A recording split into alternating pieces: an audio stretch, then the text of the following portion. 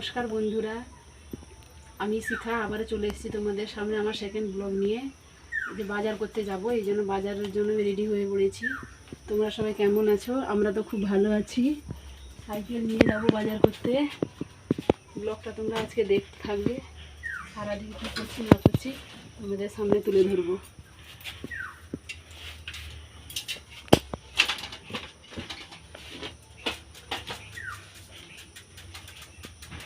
মেয়েরা বাড়িতে থাকবে, ওরা পড়াশোনা করবে, আর আমি বাজারে যাব।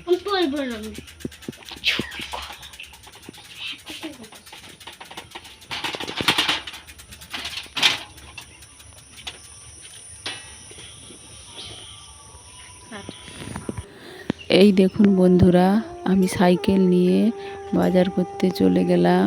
আর বড় মেয়ে একটু ফোনটা আমার ধরে দিল। তারপর বাজার করে চলে এলাম। বাইরে প্রচুর গরম, তাই প্রচুর ঘেমে পুরো একাকার। বাজারও করে নিয়ে এসেছি, সঙ্গে নাইটিও নিয়ে এসেছি। আমি নাইটি সেলাই করি, তাই নাইটিটাও সঙ্গে নিয়ে চলে এসেছি। দাদা ফোন করে ডাকলো, তাই মালটাও সঙ্গে নিয়ে চলে এলাম। তারপর মেয়েদেরকে চান করিয়ে দিলাম। মেয়েদেরকে চান করিয়ে দিয়ে কিছু জামা কাপড় ছিল, এই যে আমি পরে গেছিলাম, আর মেয়েদের চান করা জামা কাপড় সব কেচে ধুয়ে মেলে দিলাম। তারপর রান্না বসিয়ে দিলাম।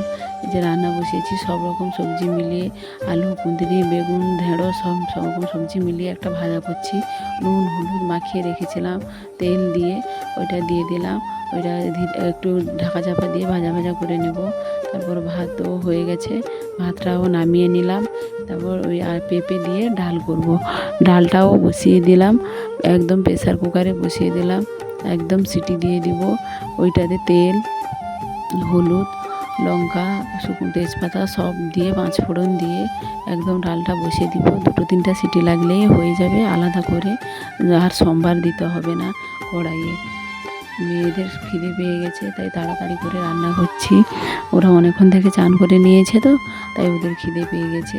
এই যে বড়ো মেয়ে এসে এখানে ঘুর ঘুর করছে, বলছে মা রান্না হয়েছে, খেতে দাও তাড়াতাড়ি। আমি একটু ওয়েট কর বাবা, এক্ষুনি হয়ে যাবে। এই যে ভাজাটা বসিয়েছি এ পাশে, আর ডালটা ওই পাশে হলেই হয়ে যাবে।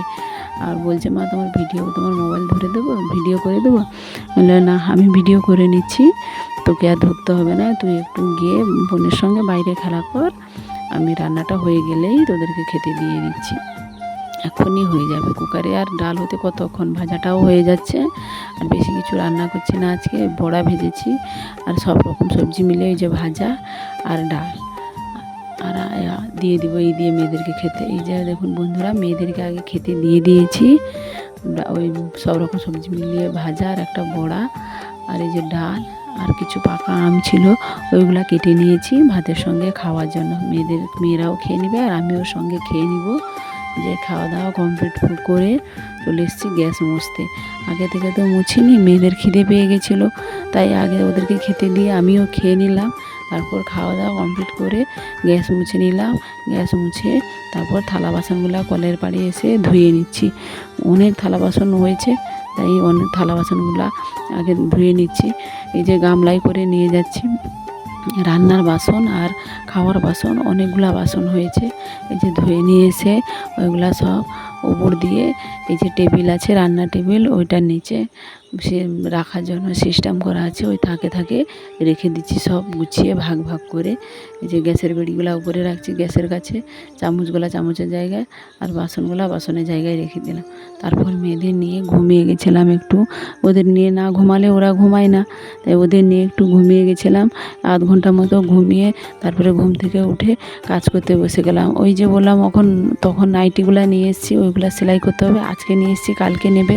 20 পিস নাইটি আছে। এত টেনে না কাজ করলে কাজ কমপ্লিট হবে না, তখন মালটা দিতে পারবো না, তখন খুব সমস্যা হয়ে যাবে। তাই কাজ করে যাচ্ছি। বিকেলে কিছুক্ষণ কাজ করব, তারপর 6টার দিকে উঠে পড়বো, মেয়েদের টিউশন ছাড়তে নিয়ে যাব। এই জন্য বেশিক্ষণ করব না। এই এখন 4টা সাড়ে 4টা মতন বাজে, 1-1.5 ঘন্টা মতন করছি।